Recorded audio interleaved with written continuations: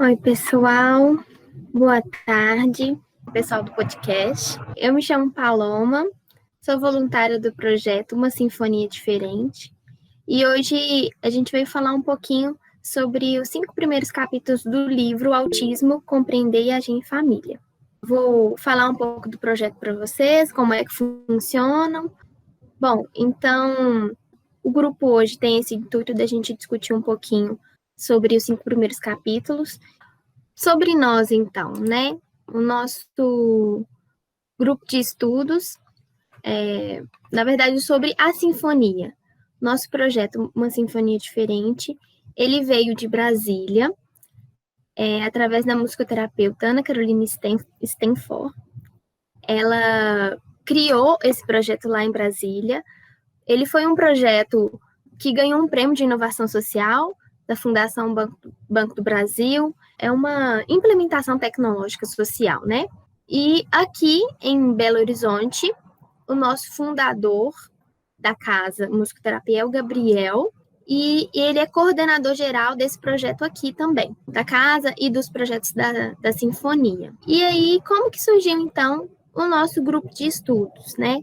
Nosso grupo de estudos, ele surgiu com a necessidade da gente capacitar os nossos voluntários dentro do projeto, principalmente os nossos mediadores. E aí, com a pandemia, a gente abriu para todas as pessoas, que é com a ideia dos nossos encontros serem online. A gente encontrou pessoas que não eram no projeto, pais responsáveis, profissionais da área, que entraram no projeto. Hoje, o nosso projeto, formado por uma equipe técnica, por mim, Paloma, pela Manu e pela Leiric, que estão aqui participando conosco. Vou falar então, apresentar para vocês, iniciando o nosso capítulo 1 do livro. O capítulo ele já inicia falando sobre como definir o programa de intervenção precoce para criança. A ideia é da gente encontrar o melhor programa de intervenção para criança, com a ideia da gente começar o mais rápido possível a intervenção, sabendo que o programa tem que ser individualizado, trabalhando nos pontos de desafios que aquela criança precisa desenvolver. Além disso, a gente precisa também da utilização dos terapeutas. O livro fala dos terapeutas adicionais, que fala sobre a terapia ocupacional, a fono, a psicologia, a fisioterapia, quando a criança precisa. E aí eu ousei a falar também da musicoterapia, porque a gente está dentro do projeto da Sinfonia, e eu trouxe a musicoterapia também como um dos nossos terapeutas adicionais, com a ideia desses terapeutas conversarem entre si, da gente trabalhar para o melhor para aquela criança. O livro ele tem uma ordem a ser seguida de leitura, então ele é passo a passo, né? Vamos dizer assim. Então a ideia é que você inicie a leitura do livro no primeiro capítulo e assim sucessivamente. Porque se a gente começar a leitura lá do capítulo 6 ou do capítulo 7, enfim, outros capítulos que não seja o primeiro, ele tem uma ordem para ser seguido, ele tem uma ideia, né, a ser construída ao longo dos capítulos. Então, ele tem a estrutura de explicar o motivo do capítulo, qual que é o objetivo de esclarecer, o que acontece no autismo, quais são as formas de intervenção, como que a gente pode trabalhar dessa forma. E trazem exemplos também. Eu queria chamar a nossa psicóloga do projeto, a Líria. Seja muito bem-vinda. Boa tarde, pessoal. Espero que estejam todos bem. Eu vou falar do capítulo 2, né? Que é um capítulo que ele aborda a importância do cuidado, do autocuidado e também do cuidado com a família, né? E é legal esse capítulo vir logo no início, porque diante de um diagnóstico desses, né, a quebra de expectativa ali do início, ela gera um impacto que o primeiro impulso realmente é abrir mão desse autocuidado, dessa atenção, né, às próprias necessidades e concentrar mesmo toda essa atenção na criança ali com autismo. Então ele traz, assim, alguns aspectos que são importantes serem enfocados ao longo desses primeiros momentos aí, dessas primeiras semanas, a partir desse diagnóstico, dentro dessa estratégia, né, de como que isso vai ser trabalhado com a criança, ou até mesmo desses planejamentos, né? E eu separei aqui alguns pontinhos que eu achei interessante que, de certa forma, aborda todo o resto que é falado no livro. Então, aí, primeiro, ele ressalta a questão da relação conjugal. Claro que nem toda família é composta ali de pai e mãe, né? Mas, assim, pensando na relação, é legal essa discussão, tratar, o livro fala dessa questão da comunicação, como é importante manter uma comunicação clara, conversar sobre o assunto, né? E aí não só entre marido e mulher, mas também com a família, com outros filhos, se for o caso, né? Também com essa visão de esclarecer o que é o autismo, qual que é o plano de trabalho que vai ser efetuado ali com aquela criança, né? E da importância de não se perder também os aspectos pessoais. Então, por exemplo, com relação a um casamento, né? Usando desse exemplo, partilhar aí as expectativas, né?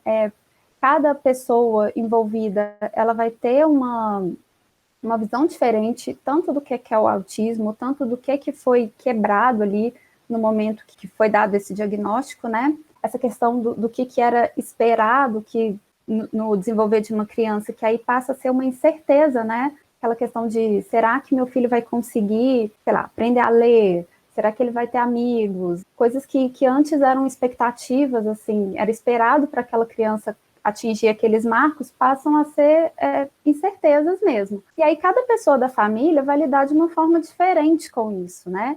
Então manter essa linha de diálogo e também de esclarecimento é importante. E aí ele aborda tanto essa questão da manutenção do diálogo e do esclarecimento das condições, de dividir mesmo o processo com as outras pessoas, né?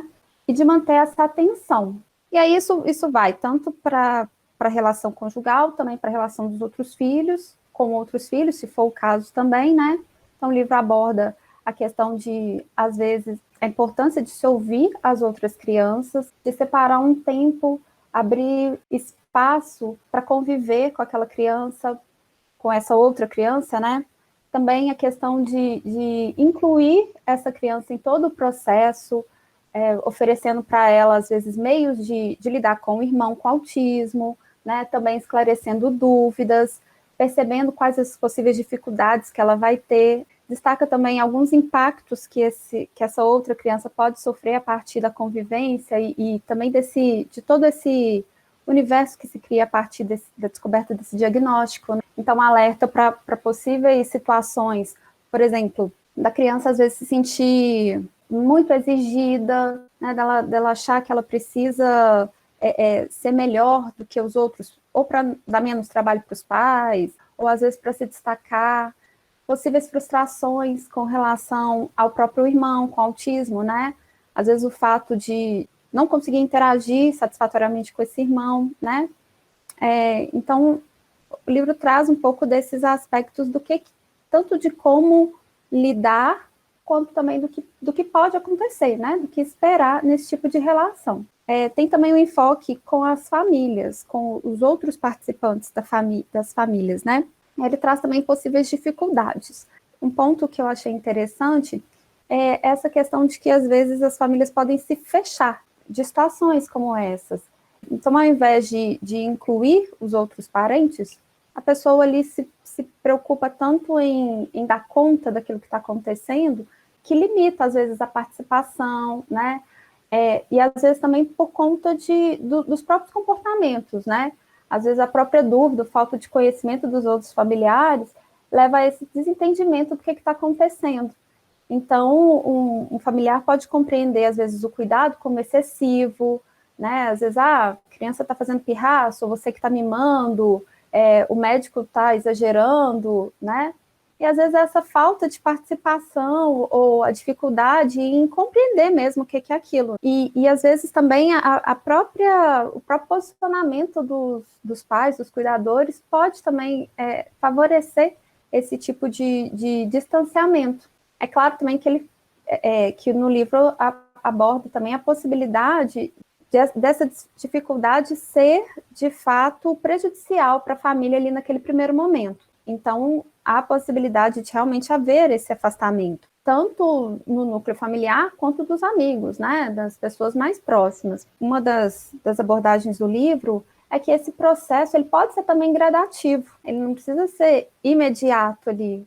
Então, talvez num primeiro momento seja difícil essa inclusão de outras pessoas ali nesse processo, mas gradativamente isso pode acontecer, principalmente se for bem trabalhada essa questão da inclusão, né, da participação, troca de informações, às vezes manter a família próximo do próprio plano de tratamento, então talvez dar acesso a consultas, introduzir ali a convivência com a criança, né? Informar mesmo o que está acontecendo, também essa questão do aprendizado sobre o que é o autismo, né? Como que ele está sendo manifestado ali naquela criança, de não guardar só para si essas informações, de tentar também entender que essas dúvidas podem estar surgindo e como trabalhar elas dentro da família. E aí passa para a questão da rede de apoio. Uma coisa que é interessante desse capítulo é que ele está sempre incentivando a divisão mesmo desse trabalho, né? Trabalho que eu digo assim, da situação, né? Uma forma de compartilhar o que está acontecendo e também os cuidados. Tanto que ele sugere um cuidador eventual, assim, para, por exemplo, os pais possam ter um momento sozinhos. Então, a busca de meios de que outras pessoas também possam estar capacitados e possam cuidar dessa criança. Que o cuidado não fique só centrado ali nos cuidadores principais, que seria o pai e mãe. Então, meios de capacitar outras pessoas, de se apoiar em outras pessoas. E também fala da importância da busca por outras pessoas que estejam passando pela mesma situação. Então, de se inserir em grupos que falem de autismo, conversar com outras pessoas que convivem com essa mesma situação, né? Para promover mesmo essa troca de informações, de necessidades, e ter também essa possibilidade de expressar, né, ali a dificuldade que possa estar passando, buscar mais informação e buscar esse apoio também no cuidado. E aí ele ressalta também essa questão do cuidado consigo mesmo, a questão de você cuidar da sua saúde, mesmo aquilo que eu falei no início, de não passar por cima das suas próprias necessidades. Acho que para entender um pouco isso, eu gosto de usar o exemplo da instrução de emergência do avião, né? Que fala que você tem que colocar a máscara primeiro em você e depois na outra pessoa. E isso parece óbvio, mas no momento de urgência, assim, não é tanto, né? A gente vai mais pelo instinto. E aí a tendência é que você se doe completamente para outra pessoa e depois se preocupe consigo mesmo. E o livro traz exatamente essa importância da gente estar inteiro, né? Para continuar se manter no cuidado. Indica essas preocupações, assim, com a própria saúde física, emocional, porque, entende? Eu acho que ele é legal que tem essa empatia, assim, com a questão da dificuldade que mesmo porque demanda muito tempo, né? Ele até fala que pode ser muito desgastante o cuidado com a pessoa autista, porque ela acaba demandando uma atenção maior, um tempo maior. Então, o cuidador ali, ele vai ter que ser bem criativo para conseguir dividir o tempo, equilibrar a sua atenção também para as outras coisas e para que isso não falte para ele mesmo. Então, é uma questão de se preocupar com a saúde física, com a alimentação, com o sono, voltar também essa atenção para os próprios sintomas, principalmente no início, ali naquele momento do impacto.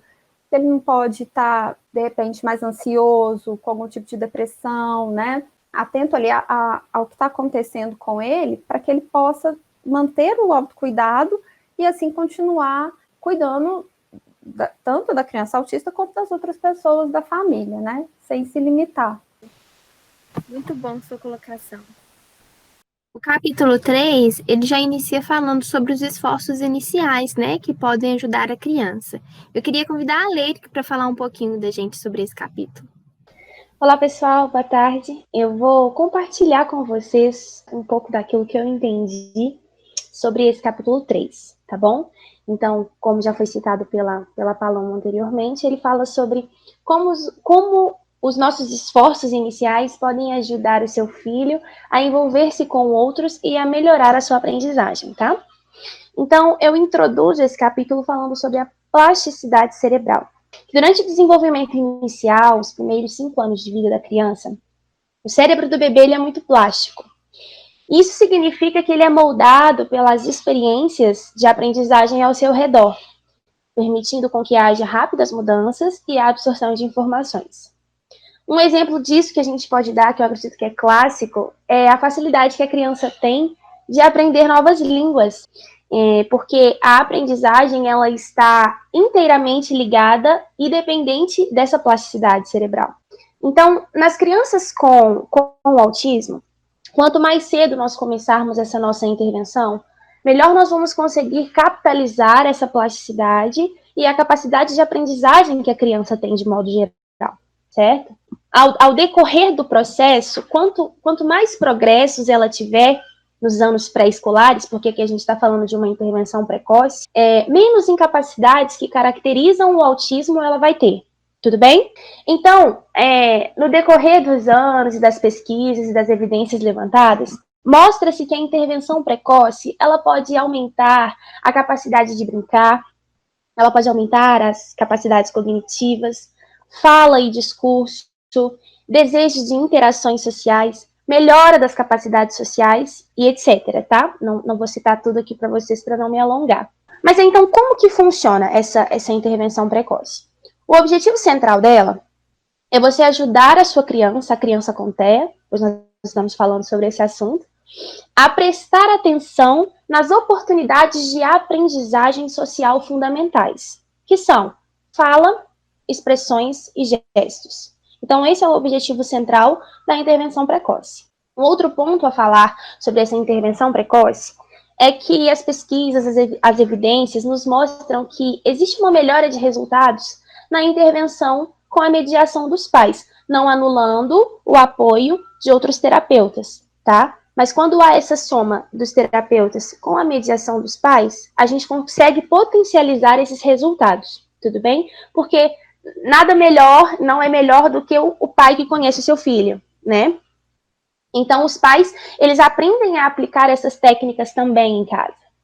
Um outro ponto importante é que essas estratégias, essas técnicas, elas estão centradas em desenvolver a atenção, a comunicação e as interações sociais. E para a gente falar, então, como que a gente faz isso, né? Como que os pais podem fazer? Todas essas informações eu coletei do livro de uma forma enxugada para poder passar para vocês. Então, é o seguinte, os pais, eles podem criar, e acredito que ter esse apoio, né, dos terapeutas que estão trabalhando ali em conjunto. Criar trocas divertidas e satisfatórias entre você e o seu filho.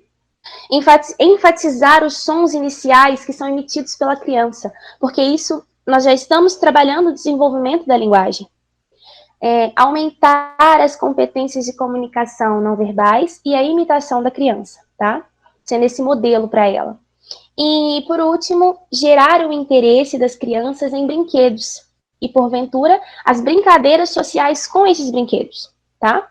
Mas aí você fala assim, poxa, Leire, como é que eu vou fazer isso? Quando que eu vou fazer isso? Não precisa de horas especiais para fazer, tá bom? De acordo com o livro e com as pesquisas que eles fizeram, foram pais que trabalhavam, que tinham suas tarefas, tinham muitas coisas para fazer e deram conta de fazer isso. Por quê? Porque você pode fazer isso em qualquer momento, tá? Não tem uma hora especial para isso. Você pode fazer isso na hora do banho, você pode fazer isso na hora da refeição, tá? Pois, como é falado no capítulo também, as crianças, elas estão a aprender em todos os minutos do dia. Então, a partir do momento que ela está no mundo, ela já está inserida nessa experiência com o ambiente e automaticamente ela já está aprendendo, tá? Então, é isso que eu queria compartilhar com vocês do que eu entendi do capítulo 3. Muito bom, Leiric, muito bom. E olha que interessante que a gente vê como os capítulos se conectam, né? No capítulo 4, já inicia falando que a gente seja o centro das atenções daquela criança, né? Do nosso filho. O livro fala, ele traz as mulheres que escreveram o livro, elas falam sobre filho, mas tem a ideia de trazer criança também, tá, gente? Com a ideia de trazer terapeuta, o livro é para todos, a leitura. Então, o capítulo 4, ele já traz essa ideia de a gente aumentar a atenção da criança para nós. E por que isso, né? Durante o dia, sempre as crianças tendem a observar e escutar. E isso são atividades de aprendizagem. E as crianças com autismo têm mais dificuldade do que outras pessoas em compreender o que veem e o que ouvem. Isso porque é bem complexo ter que observar ações, gestos que a gente faz, expressões faciais, do que observar um objeto. Então, existem duas linhas de entendimento, que uma fala que as crianças têm mais dificuldade do que outras pessoas em compreender o que ouve, e com isso é mais complexo, as pessoas são mais complexas, imprevisíveis, de a gente saber qual gesto que a gente vai fazer, qual expressão facial que a gente vai expressar, qual som que a gente vai falar, vai soltar, enfim. Então, a preferência das crianças com autismo que o livro traz são mais por objetos, ou que as crianças com autismo têm esse interesse pelas pessoas diminuído. Assim, se a gente for olhar as outras pessoas neurotípicas, né? As crianças neurotípicas têm essa preferência diminuída, né? E tá, Paloma, mas isso é um problema? Por que isso é um problema, né? As crianças precisam de prestar atenção aos movimentos físicos, a linguagem corporal, as expressões corporais, né? As palavras, para observar, imitar e interagir com outras crianças, né? Então, o primeiro passo que o livro traz aqui, que é identificar o holofote da criança. E o que é esse holofote? O holofote é a gente estar no ponto crucial de interesse da criança, né? De a gente trabalhar com a aprendizagem. Se a gente souber qual que é o holofote, qual que é o interesse, qual que é a atenção daquela criança, a gente tem um aumento, né, da aprendizagem daquela criança. Então, a gente saber qual que é o holofote daquela criança, qual que é o brinquedo de interesse, quais são as brincadeiras de interesse, qual que é o material que ela mais gosta, o brincar com os objetos, quais são as brincadeiras sociais, até mesmo atividades ao ar livre, né? E como a Leire que trouxe, a gente pode trabalhar essas brincadeiras em qualquer momento. Então, por exemplo, o momento da refeição, a gente pode trabalhar, é um momento também de aprendizagem, o cuidado com o banho, vestido, a hora de dormir, atividades com livros, atividades domésticas de casa e rotinas sociais sensoriais, né? Que esse momento a gente pode trazer som, músicas como motivação para aquela criança. O livro traz um checklist no final de cada passo desse capítulo. É interessante, eu aconselho vocês até a olharem. Nesse primeiro passo está na página 62, que ele fala sobre o checklist das atividades, né? Sei qual que é a atividade que o meu filho gosta, sei qual é o jogo social que ele tá gostando naquele momento, são cócegas, são jogar para cima, é interessante a gente saber. O segundo passo que o livro traz, que o capítulo, né, traz, é um posicionamento face a face, posicionamento frontal. E a gente fala, tome a sua posição.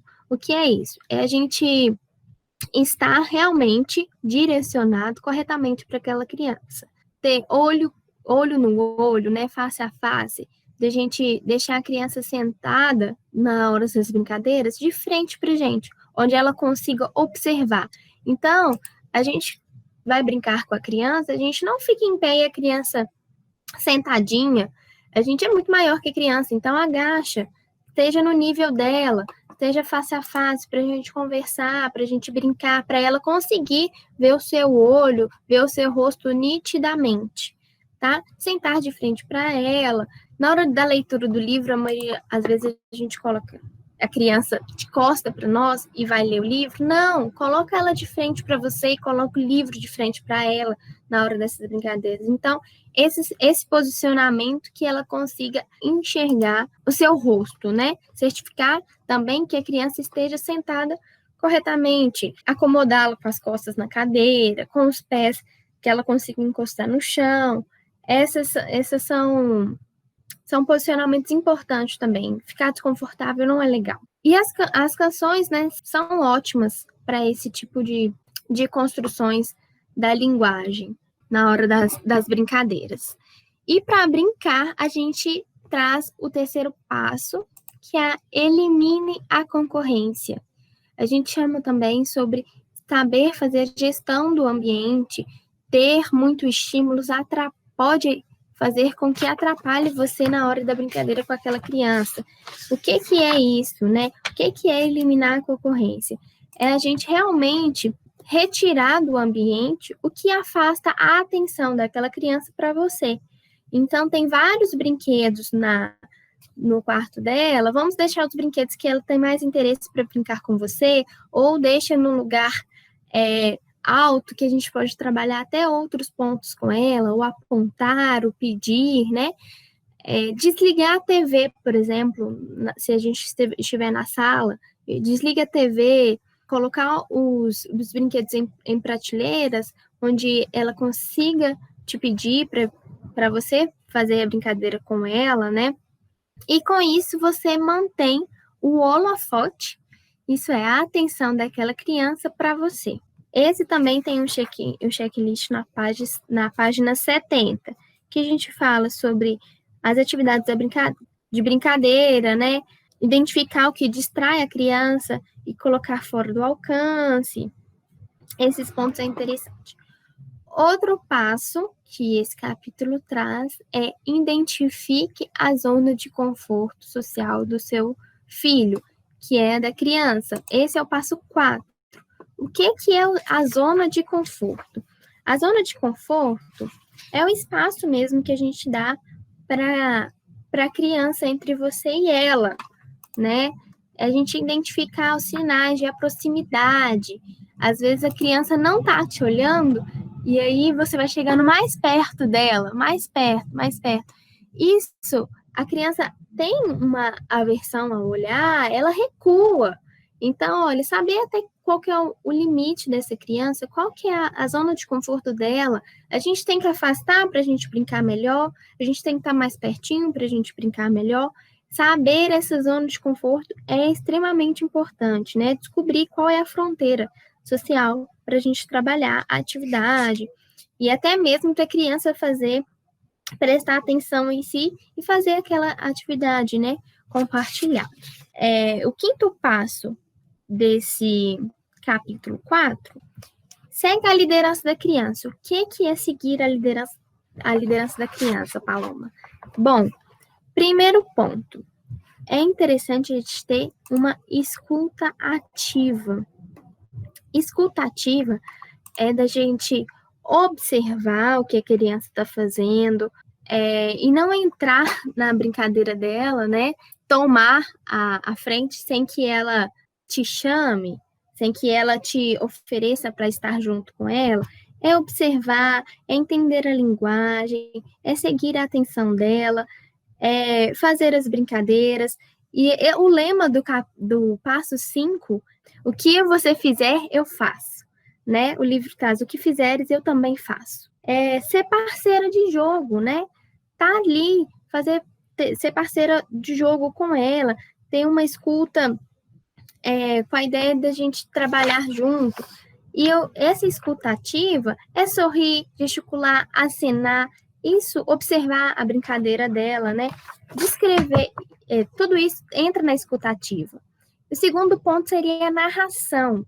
A narração é descrever a brincadeira da criança, né? Lembrando do posicionamento que ela está com você, dela estar face a face, né? Lembrando do posicionamento lá do passo 2. Então, descrever a brincadeira dela. O carrinho tá subindo. Oh, subiu! Desceu! Fazer essa narração com ela. Lembrando, gente, não é uma narração de jogo de futebol, é uma narração com a criança. Então, vamos fazer som aí, a gente também pode fazer som do carro, dos animais, enfim. Outro ponto é a ajuda, né? O que é a ajuda? Fazer com que a criança não desmotive ou sem que peça ajuda. Então, você está vendo que a criança está tentando abrir um pote, algo assim, ofereça ajuda, né? Então, ela vai te entregar o pote de novo, ela vai fazer um contato ocular com você, ela vai balbuciar alguma coisa. Ótimo, ela fez algum sinal, ajuda, não tem problema nenhum. É legal isso, porque senão pode ser que a criança desmotive, não conseguiu abrir aquela caixa de brinquedo, poxa, não vou brincar com isso mais. Não, vamos ajudá-la, né? E o último passo é a imitação. Quer dizer, dentro do passo 5, né, tem a imitação. Imite as ações da criança. Então, a criança está com o carrinho subindo, sobe com ela. O carrinho está descendo, desce também. Estender o som, e a gente pode estender para som, para narração, né? E aí, depois disso, a gente mistura tudo.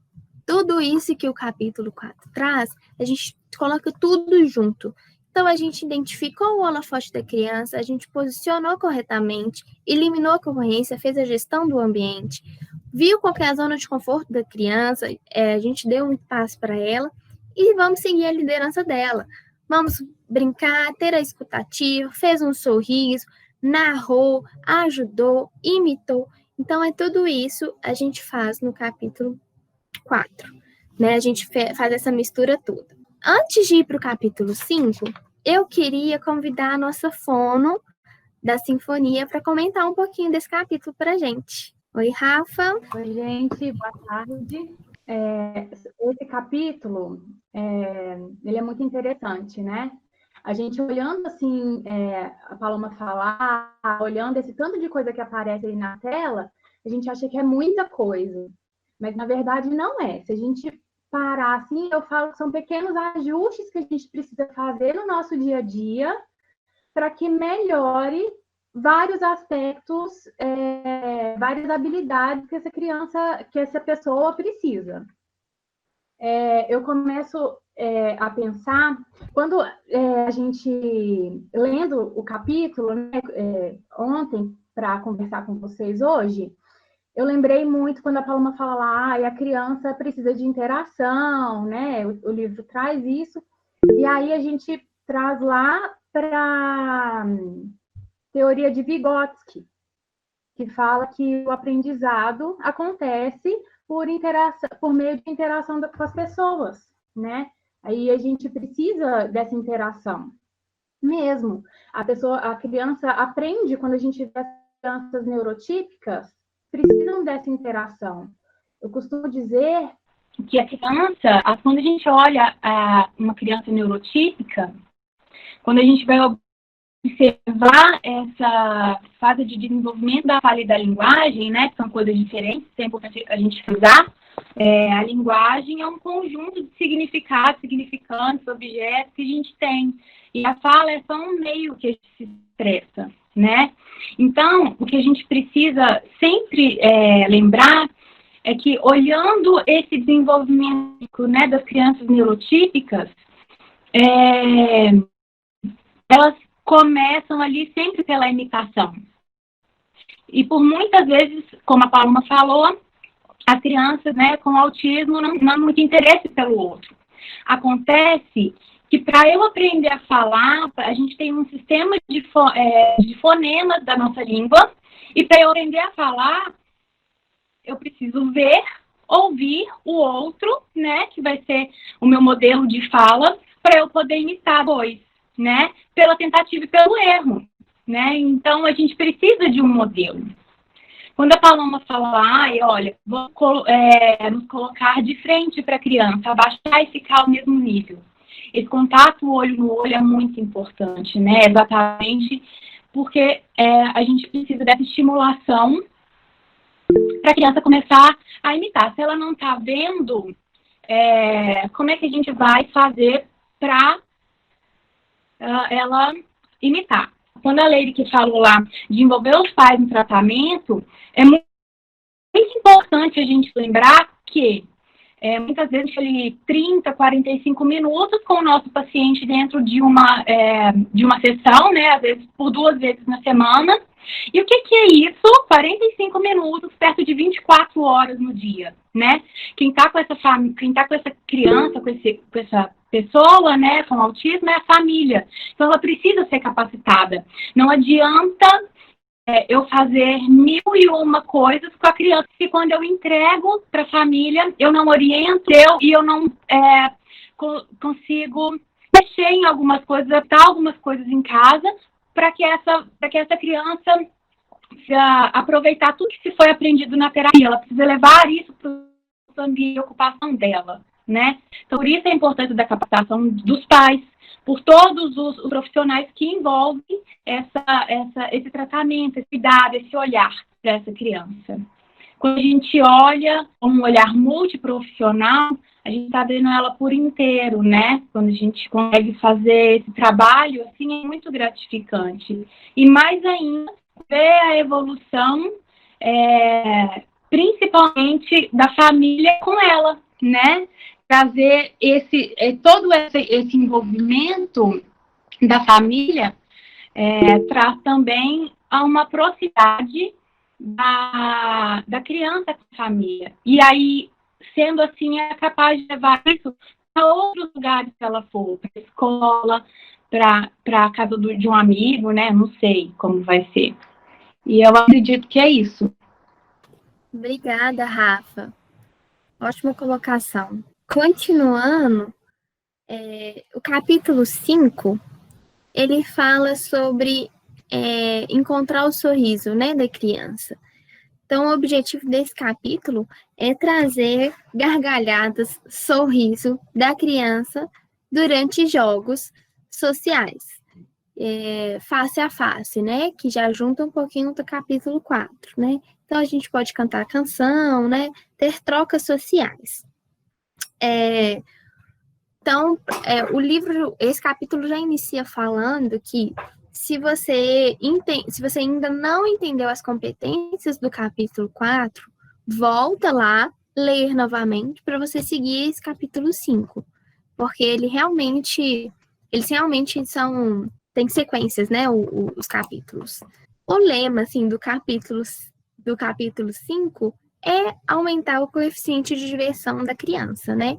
E quando a gente aumenta a diversão, ele auxilia na aprendizagem, na memória da criança, tá? Então, quanto mais diversão, mais aprendizagem. Quanto mais diversão, mais oportunidades de ensino, né? Aprendizagem mais rápida. A aprendizagem da criança, né? Na atividade, com a ideia de comunicar, de aprender, desenvolver. Ter uma atividade compensatória, né? Ser fonte de diversão para aquela criança. E por que no autismo, o que acontece no autismo, né? Então, qual que é a diferença dessa criança? As recompensas naturais das crianças não são atrativas, né? Então, as crianças têm, como eu falei anteriormente, as crianças com autismo tem uma linha de pesquisa que acredita que a criança tem menos interesse, né, com outras pessoas. Então, essas recompensas naturais, elas são diminuídas. A ideia é a gente trabalhar aqui e desenvolver a criança, né? Então, a criança tem pouco interesse, então interesse com pessoas, a gente fazer atividades que sejam compensatórias, que sejam divertidas, né, que estejam para o alcance daquela criança, uma animada, criativa, diversão, com o objetivo da gente experienciar uma atividade social e que com o objetivo talvez que não envolva tanto os brinquedos. Então, qual que é o primeiro passo? A gente descobrir o ritmo das rotinas sociais, sensoriais da nossa criança, né? Ter um jogo ativo, fazer troca de turno, né? Então, eu faço uma brincadeira e a criança também faz. A ideia aqui é que os dois brinquem, né? Os dois liderem. Então, eu faço e a criança também faz. Também uma pausa, né? Para a criança pedir mais, continuar, a criança dá uma pista e a gente continua a nossa brincadeira, né? E repetição é a chave. Então, quanto mais familiar for para a criança aquele jogo, pode ser que ela participe e aprende mais.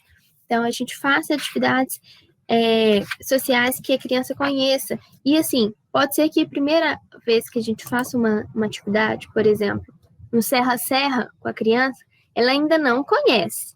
Ela não sabe como é que funciona. Então, continua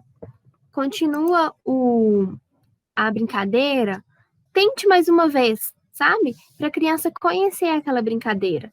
Então, pode ser que no primeiro momento a criança não tenha interesse, mas se a gente continuar, a gente vai trabalhando. E é isso, a repetição é a chave. Quanto mais familiar para a criança, mais ela participa e aprende, né?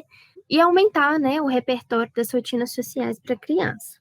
O segundo passo já fala sobre que é criar um repertório, né, aperfeiçoar as nossas rotinas. Então, é importante variar. A gente sempre joga a criança para cima da mesma forma. Vamos mudar. Então, a gente vai rodar agora, vai cantar a música de um avião, vai cair na cama, vai jogar a almofada em cima dela. Então, são várias... a gente pode variar, né, de todas as formas possíveis, que a ideia é que a gente ganhe a criança, né, e assim, tenha uma pausa no passo anterior, não falei, mas tenha uma pausa, né, faça a pausa para a criança pedir mais. Então, você rodou e parou. A criança olhou, continua, parou. Então, olhou, fez um balbucio, pediu mais, volta, roda de novo. Então, ter essa pausa e a gente aumentar o nosso repertório, as nossas brincadeiras, né? Saber a satisfação da criança é muito importante, né? Procurar ser criativo, né? E saber quais são os objetos de rotinas sociais sensoriais. Então, por exemplo, bolinha de sabão, né? A gente pode fazer com esses jogos. Então, a gente sopra, a criança pega. Então, vou soprar, a criança olhou, sopramos, fez aquela festa. E é isso. Terceiro passo, otimizar o nível de energia da criança, né? Otimizar o tempo de alerta da criança. O que seria esse passo, então? Esse passo fala sobre a baixa ou a excessiva excitação da criança. Ela pode ser que não seja ideal para a aprendizagem. Então, a criança está super desanimada, não tem interesse nenhum naquela atividade. Então, a gente faça uma brincadeira que ela motive e aí ela aprendeu alguma coisa. Ou a criança está muito, muito feliz. Então, você está pulando com ela e ela está pulando, pulando, pulando e aí ela não quer parar. Vamos fazer uma atividade para parar.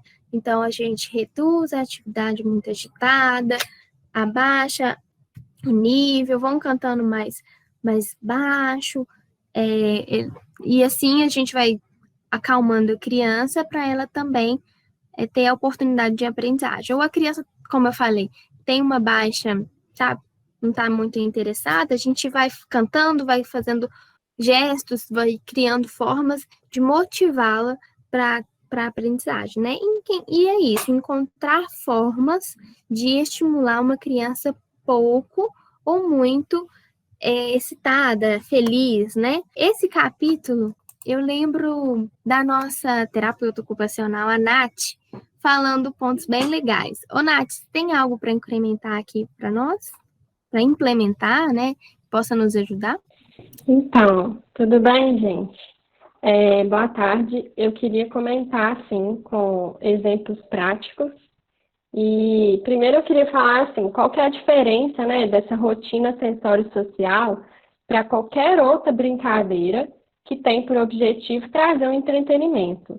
Ela não só vai trazer o entretenimento, mas a gente tem aí a reciprocidade, né? Então, quando você fala de pausa, Paloma, você está falando da reciprocidade. Você não quer só uma criança entretendo, né?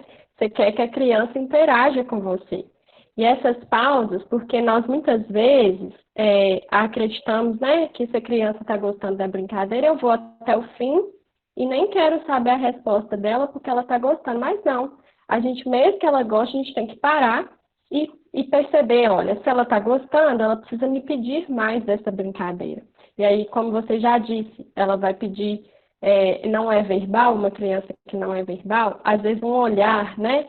Um olhar mais atento, a gente tem que estar sensível a essas características que as crianças vão trazer para a gente. Eu acho que a Rafa não vai falar agora, mas uma das questões olhou, fez com que quer, eu dou sentido para a fala, para o olhar, eu falo, você quer, então vamos. Então, você dá função também para o que a criança está apresentando para você. Bom, o que eu tenho para falar também é assim, nós não vamos descobrir uma rotina sensório-social de um dia para o outro. É preciso treinar com essa criança, né? Vamos treinar cosquinha, vamos treinar serra-serra, escorregador. Quando a gente pensa no escorregador, a gente não tem só o escorregador físico lá do parquinho. A minha perna pode ser um escorregador, né? Então, eu posso fazer da minha perna um escorregador que a criança vai escorregar. E esse é o exemplo prático que eu queria trazer, porque eu acompanhei uma criança, né? Muitas horas em casa, e essa foi uma rotina sensório-social que eu descobri com ela. Brincando com ela, eu descobri que ao escorregar, quando ela escorregava na minha perna, ela ficava feliz, ela não era uma criança verbal, mas ela ficava feliz, me mostrava com expressão facial de felicidade, eu parava, né? Não é porque ela estava gostando que eu não parava, eu parava a brincadeira e falava, você quer mais?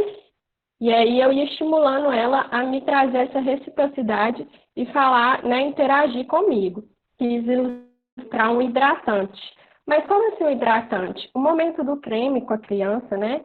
Não sei se aqui está uma mãe da sinfonia, mas ela já tem trago exemplos para a gente que o momento de passar o hidratante é o momento da gargalhada, né? O momento ali delícia. Fala-se rotina, eu acho muito importante, porque trazendo para o campo da TO, nós acreditamos que a rotina é essencial para os meninos.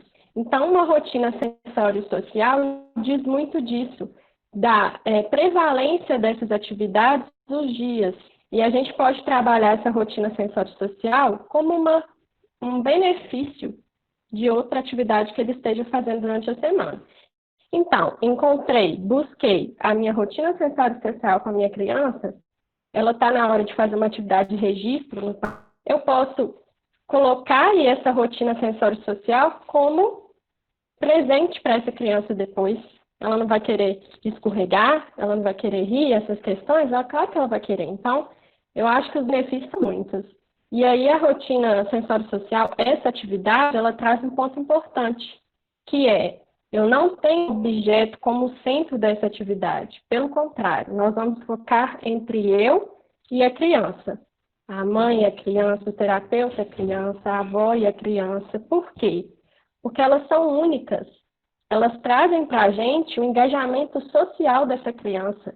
E quando a gente fala de autismo, nós temos aí um prato cheio de dificuldades sociais. Então, aí a gente tem atividade díade, que é importante. Mas pode ter objeto? Claro que pode. Mas o objeto não vai ser atenção, certo? Se eu pegar minha blusa e brincar de esconder, olha só. A blusa é um objeto.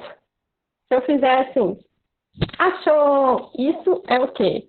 Eu estou utilizando um objeto, certo? Mas ele não é o foco sou eu, ele é o meio. Então, nós podemos utilizar objetos sim. E se a criança não me responder, eu parei a brincadeira e estou esperando ela pedir mais. Posso fazer alguma coisa por isso? Sim. Você pode ir dando suporte, né? O que é esse suporte? Você pode levantar a mãozinha dela, ensinar como que é pedir mais, sabe? E sempre não agir passivamente. você vai excitar essa criança a participar dessa brincadeira. Você vai fazer de tudo com que essa brincadeira seja a melhor, né? Seja narrando, seja fazendo sons, tornar essa brincadeira bem lúdica. Então, você pode dar o suporte. Ah, Natália, mas agora eu já tentei suporte, já esperei ela dar resposta e ela não quer mais. A motivação acabou. Tudo bem. Então, aí a atividade acaba, né? Porque se a gente ficar insistindo numa coisa que a criança não quer, ela vai frustrar, ela não vai querer mais fazer. Então, acho que é basicamente isso. Acho que a importância da rotina de todos os dias é essencial, tá?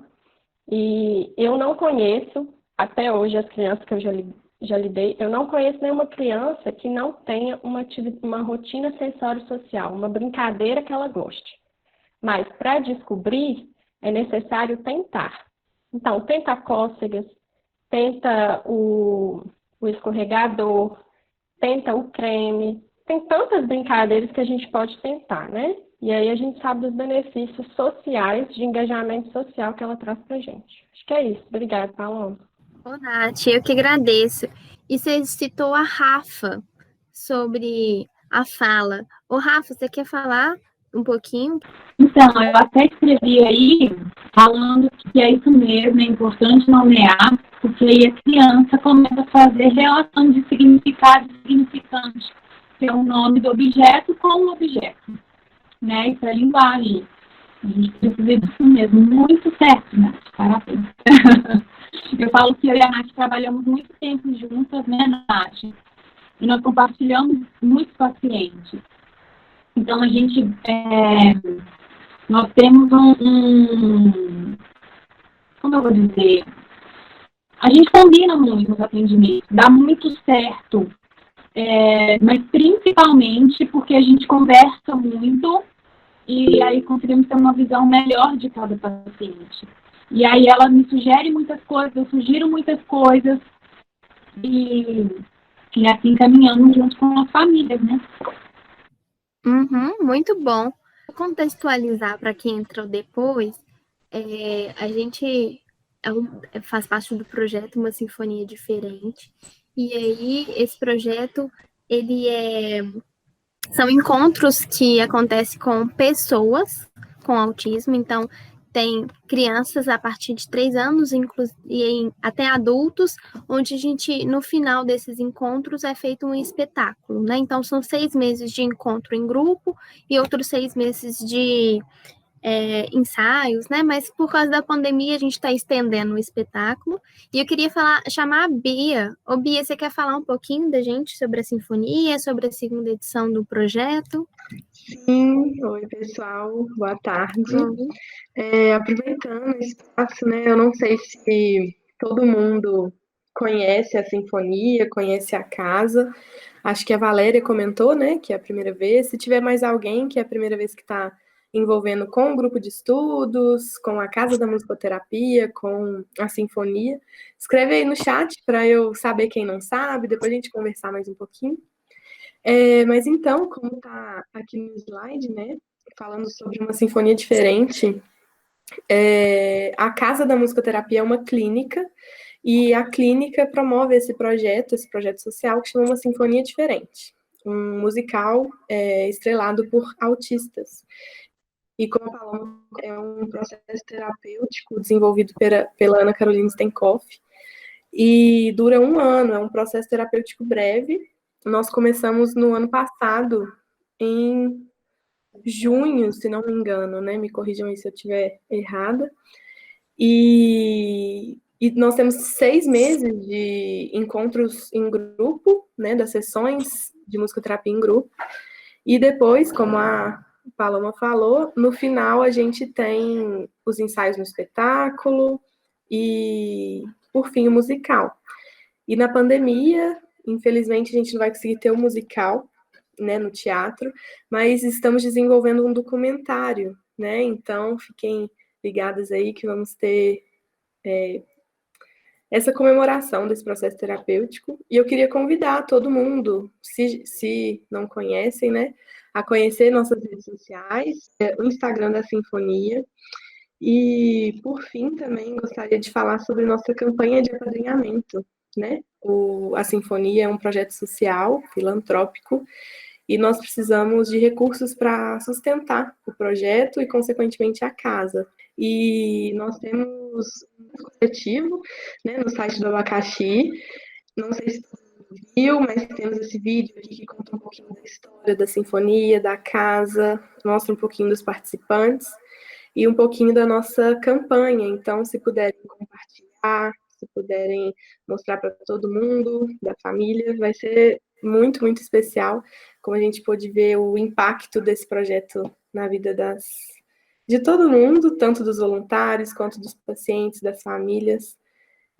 Só reforça a potencialidade do processo terapêutico, musicoterapêutico, e é muito importante, estou muito feliz de ver esse aulão repleto de pessoas, muito feliz que está todo mundo engajado na causa, na casa e na sinfonia. Então, muito, muito obrigada, Paloma, a equipe técnica de formação dos voluntários que realizou esse aulão, trouxe esse conhecimento para nós, essa parte técnica é muito, muito importante. E saudade de todos vocês aí, algumas carinhas eu conheço. E muito obrigada. E fica aí o recado da nossa campanha, da Sinfonia. Se não conhecem, entrem no Instagram. Podem entrar em contato com as meninas, me disponibilizo também, se precisar, quiserem saber mais. E, para finalizar, Gil, que é a última coisa, como a gente falou, o processo terapêutico é breve, então dura 1 ano. Então, a primeira edição, a gente está encerrando, e gostaria de dizer que nós estamos planejando a segunda edição, então, se vocês conhecem pessoas que gostariam de participar, vocês, né, que gostariam de continuar no projeto, para a gente continuar junto aí. Mas era isso que eu queria falar para vocês. Muito, muito obrigada, meninas, todo mundo aí. Eu e as meninas da equipe de formação estamos já começando a bolar o nosso cronograma, né, o nosso conteúdo programático para o nosso próximo semestre. Então, quem tiver interesse em participar do nosso grupo de estudos, pode entrar em contato com a gente, pode chamar no chat, a gente tem as redes sociais, a gente passa, nós temos um grupo também no grupo de estudos, quem tiver interesse em participar e entrar, e sugestões, a gente está aberta a sugestões, qual tema a gente acha interessante comentar, falar. Muito obrigada, gente, pela participação. Muito obrigada, pessoal. Obrigada, gente. Beijo, obrigada. Beijos. Obrigada também, eu agradeço. Obrigada, Boa tarde, obrigada.